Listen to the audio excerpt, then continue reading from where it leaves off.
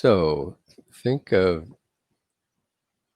the fact that when you're given the vertices at plus or minus 4, 0, that's these 2 points.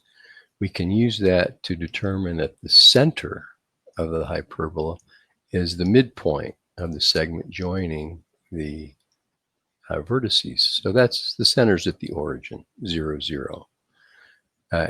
The fact, and think of A as the distance from the center to one of the vertices. So A is 4. C is the distance from the center to one of the foci. So C is 7. And in any hyperbola, C is equal to the square root of A squared plus B squared, which allows us to solve for B, which I've done here. So when C is 7, square root of A squared would be 16 plus B squared.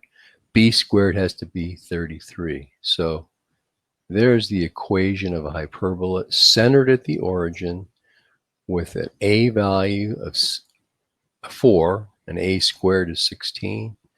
B is the square root of 33, but B squared is 33. So there's your equation. Now, if I share my screen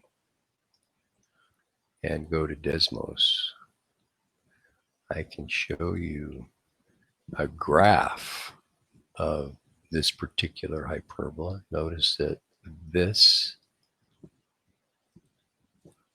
matches this. So that is the equation. And x sub 1 I've indicated as any point that lies on the hyperbola. And notice how the distance d1 minus d2 remains constant. It's always 8, which is really a value of 2a. So that's the definition of a hyperbola. Points in the plane that such that the distance to one foci minus the distance to the other foci remains constant.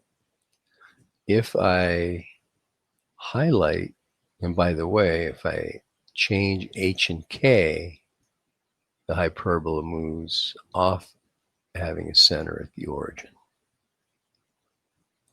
Or I could move it up or down.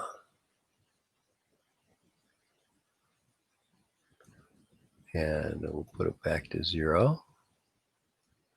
And if I want to hide and show the distance from the foci, there's the little box you can draw to help you sketch the hyperbola, where B is, well, the square root of 33. Not so convenient here.